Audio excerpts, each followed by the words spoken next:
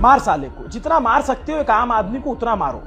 बदन पे खाकी वर्दी है, पैरों में बूट और कांधे पर सितारे हैं, और जब कोई इंसाफ के लिए आवाज उठाएगा तो उसको इस तरीके से मारो, धक्का दो, और जितनी अभद्र भाषा का इस्तेमाल कर सकते हो उतना कर लो, क्योंकि आप तो पुलिस वाले हो और आप ही कानून हो। अपने आप को कानून समझ रखे हो, अपने आप को ही सारा जज वकील सब खुद ही समझ रखा है और अपने आप को सबसे ऊपर समझते हो। क्योंकि जब यही लोग कह रहे थे कि उस लड़की के साथ, उस बच्ची के साथ गलत हुआ है, तब इसी पटना, इसी बिहार की पुलिस कह रही थी नहीं नहीं कुछ नहीं हुआ है, ये स्वाभाविक। 6 जनवरी को नीट की तैयारी करने वाली एक बच्ची जो पटना में तैयारी करती थी, जहानाबाद बगल में एक जिला है, वहां की रहने वाली बहुत सामान्य परिवार की बच्ची, उसकी मौत होती है संदिग्ध हालत में। और परिवार ये कहता है कि उसके साथ यौन उत्पीड़न, यौन हिंसा हुई है, उसका रेप किया गया है, फिर उसको मारा गया है।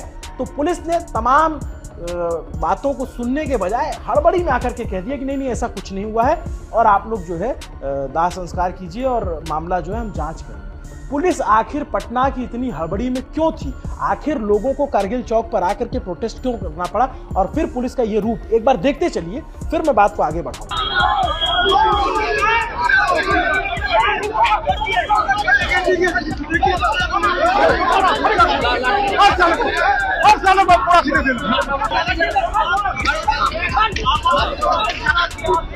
रात में जब लोग प्रोटेस्ट कर रहे थे, बॉडी ले जाई गई बच्ची की, और उसके बाद पुलिस ने इस तरीके से धक्के देकर के भगाया, लोगों को गालियां दी, लोगों के साथ अभद्रता की, उसमें परिजन भी हो सकते हैं। आप सोचिए, वो बच्ची नाबालिग थी, नीट की तैयारी कर रही थी, पहले अटेम्प्ट में उसने नीट क्लियर कर लिया था, यानी मेधावी छात्रा थी, पढ़ने में अच्छी थी। जहानाबाद जैसे छोटे से जिले से, गांव से जब कोई लड़की आती है पढ़ने पटना, तो सपने लेकर आती है, बहुत तमाम तरीके के सपने होते हैं, और वो सिर्फ अकेले नहीं आती है, वो अपने आसपास की तमाम बच्चियों के सपने साथ लेकर आती है कि अगर ये बच्ची सफल हो गई तो पड़ोस के माँ बाप भी अपनी बच्ची को शहर पढ़ने के लिए भेज देंगे। क्योंकि लड़कों का संघर्ष घर के बाहर शुरू होता है, लड़कियों का संघर्ष घर के अंदर शुरू हो जाता है, क्योंकि उन्हें पहले घर से बाहर निकलना होता है, पहला संघर्ष उनका घर के अंदर होता है। तो जब कोई लड़की ये संघर्ष पार करके बड़े शहर पहुंचती है और तैयारी करने के लिए डॉक्टर बनना है, इंजीनियर बनना है, तो अपने साथ बहुत हजारों ख्वाब लेकर आती है, अपने अड़ोस पड़ोस आसपास जिले में नज़ीर बनने की उसकी कोशिश होती है। और जब उसके साथ इस तरीके की घटना होती तो सोचिए बाकी लोगों के मनोबल पर क्या असर पड़ेगा और उस परिवार पर क्या बीत रही होगी जिस परिवार ने अपनी एक फूल सी बच्ची को पढ़ने के लिए भेजा और उसके साथ इस तरीके की घटना हुई। पटना का एक हॉस्टल, उस हॉस्टल लॉज में वो रहती थी। 5 जनवरी को वो वापस आती है। परिजनों का आरोप है कि मात्र उस समय 2-3 लोग थे और उसके बाद उसको ले जाया गया। आरोप जो मनोज रंजन है उसके ऊपर लग रहा है, जो उसका संचालक था, और इसके अलावा जो दंपत्ति वहाँ पर जो एक श्रवण अग्रवाल और उसकी पत्नी पे आरोप लग रहा है नीलम अग्रवाल पे कि ये लोग जो है वहाँ पे उसको चलाते थे। और परिजनों का आरोप है कि एक रैकेट चल रहा था। अब पुलिस ने उस जो हॉस्टल लॉज का संचालक उसको गिरफ्तार कर लिया। लेकिन पहले परिजनों के आरोप सुन लीजिए आप। हम परिजनों का चेहरा नहीं दिखा सकते क्योंकि मामला अब रेप से जुड़ा है। 10 घंटा 12 घंटा वेट कीजिए। कल एक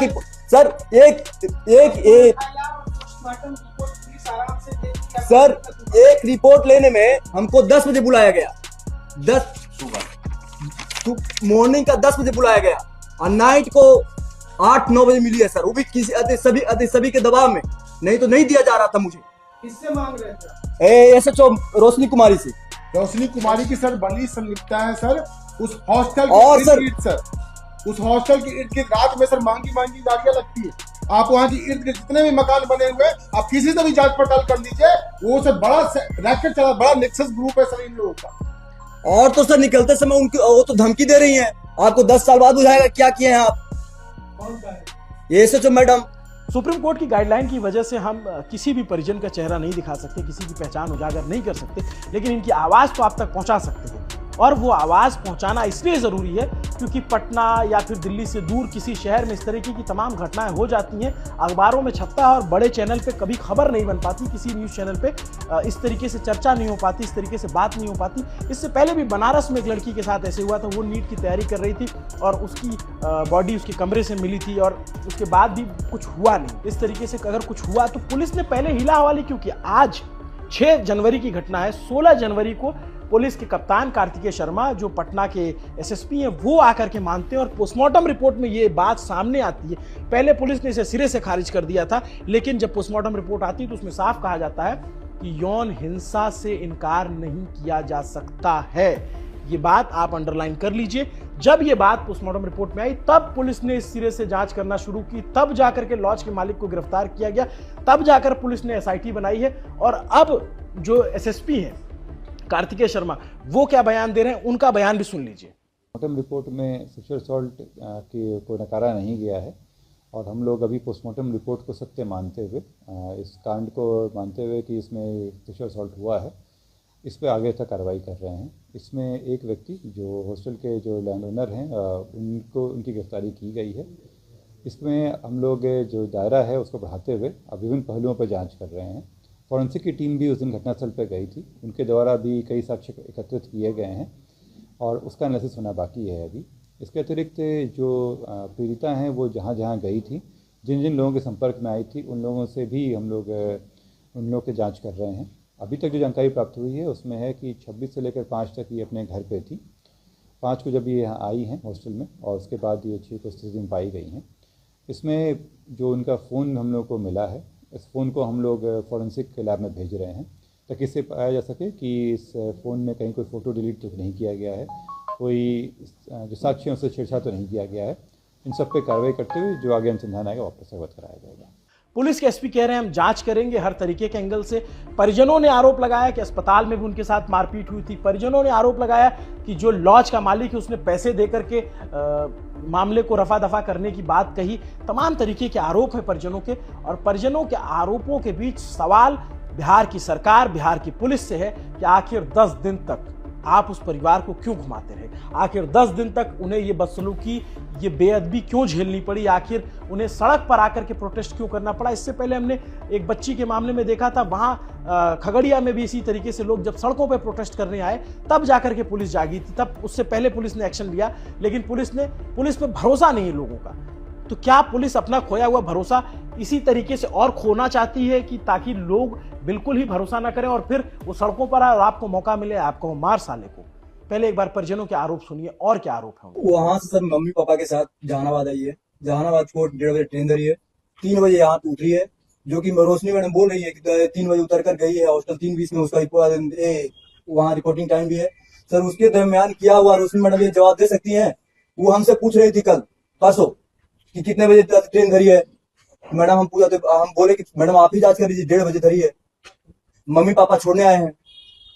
5 को ये बच्ची घर से आई थी और 5 को तो बात हुई थी। 5 को 9 बजे से रात में पापा मम्मी से बात हुआ है खुशहाल पूर्वक। 10:30 तक उसके फ्रेंड से भी बात हुई है, 10:30 तक। सडनली 6 तारीख को शाम को 5 बजे, और वो भी परिजन को नहीं, पापा को नहीं कॉल गया था, एक्समैन आर्मी में थे वो रंजन कुमार, उनके द्वारा इन्फॉर्म किया गया कि आपकी बेटी बेहोश है। रंजन जी को कॉल ये यहाँ उनकी बेटी रहती थी वहीं शंभू गर्ल्स हॉस्टल में, वही कॉल किए थे। सर ये कुछ पॉइंट है। घर 26 तारीख को गई थी सर, 26 दिसंबर को। कहाँ सर ये तो बताने से पहले मम्मी लेकर गई थी यहाँ से। हाँ सर मम्मी पापा यहीं से 4 व्हीलर से ले गए थे। आपसे आखिरी बातचीत मुझसे तकरीबन 16-17 दिन हो गए सर, 17 दिन 1 महीने हो गए हमसम अप्रोक्स। 1 महीने पहले हाँ सर उसकी सहेली से तो बात, उसकी सहेली तो कंटिन्यू बात होती रहती थी सर। उससे हम पूछे भी क्या है उसका मतलब कोई फ्रेंड वगैरह, तो वो बोले कि नहीं भैया आज तक तो ऐसा नहीं था। हाँ उसी हॉस्टल में रहती थी। नहीं भैया ऐसा तो कुछ नहीं बोली, लेकिन हाँ ये बोली कि ऊपर लड़का कुछ है, ये बोली थी, लेकिन उसके बारे में देखिए कोई लड़की सामने नहीं आकर बोलती है सर। हम उसको हाँ ऊपर जो ऑनर मकान का ऑनर ऊपर ही रहता है। आपको बच्ची ने क्या बताया था जब आखिरी बात हुई? आखिरी सर सतीश सर मिले तब तो होश में आई, हम वहां एंट्री किए तो नहीं उसका हाल खराब है, तुम लोग बाहर जाओ। 4 घंटा होश में रही सर, उसके दरमियान हमको मिलने नहीं दिया गया। एक वहीं पे जूनियर डॉक्टर वहां पे मदद कर रहे हैं, बोल रहे हैं कि इसके साथ कुछ फिजिकली कुछ हुआ है, और वहीं सीनियर डॉक्टर बोल रहे हैं कि नहीं क्या हुआ है, और हेक्टर दिखा रहे हैं हमको। हाँ सर डॉक्टर प्रभात में डॉक्टर सतीश है, बोले कि तुम नीचे चलो तुम्हारा हेक्टर दूर कर देंगे। खानदान पे बात किया खानदान पदे तुम्हारा खानदान क्या है हम जानते नहीं है, और ठेल के बाहर किया गया। छात्रा माँ से क्या बात की, माँ से कुछ बात की होगी, उसके गई थी उस समय।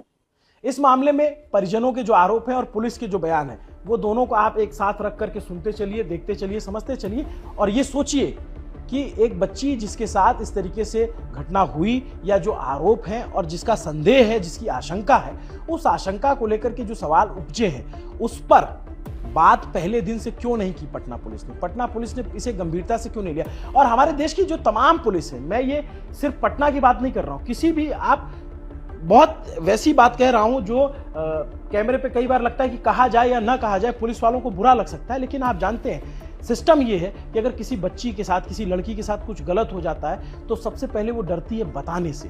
पहला बताने से कहां डरती है? अपने घर वालों को, कि घर वाले कहेंगे कि तुम बाजार क्यों गई थी, घर वाले कहेंगे कि तुम जो है मॉल में क्यों गई थी, या तुम सड़क पे क्यों जा रही थी, तुम कॉलेज में गई तो तुम्हें लेट क्यों हो गया।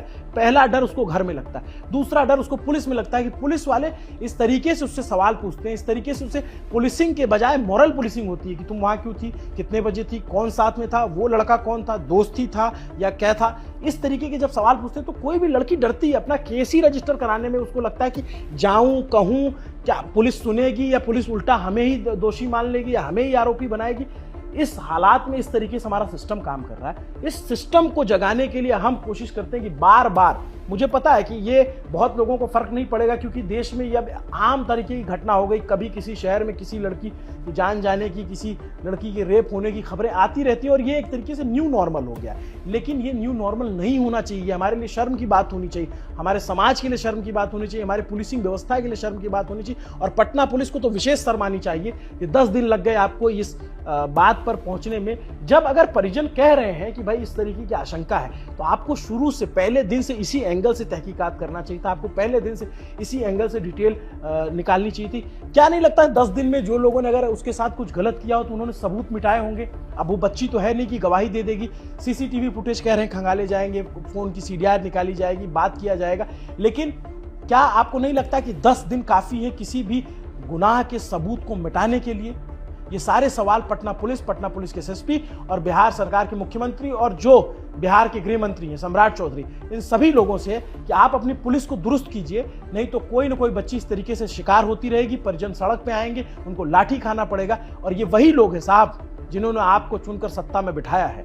तो कृपया करके सिपाही से लेकर के डीजीपी तक एक लाइन में क्लियर कर दीजिए कि अगर लड़कियों से जुड़ा कोई मामला आता है, बच्चियों से जुड़ा कोई मामला आता है, जहां पे लगता है कि कोई इनोसेंट के साथ गलत हुआ है, वहां त्वरित एक्शन होना चाहिए। नमस्ते, अभिनव पांडे नाम है मेरा। कैमरे के पीछे मेरे साथी मोहित हैं। देखते रहिए न्यूज़ पिंच। आपको ये खबर पे जो प्रतिक्रिया है उसको जरूर बताइए। अपने इलाके के जो अधिकारी हैं उनको टैग कीजिए और कहिए कि अगर उनके तरफ इस तरह का कोई घटना सामने आता है तो त्वरित एक्शन लिया करें, 10 दिन इंतजार ना किया करें। आपको न्यूज़ पिंच की खबर सही लगती है तो न्यूज़ पिंच को सब्सक्राइब कीजिए, फॉलो कीजिए। नमस्ते, शुक्रिया।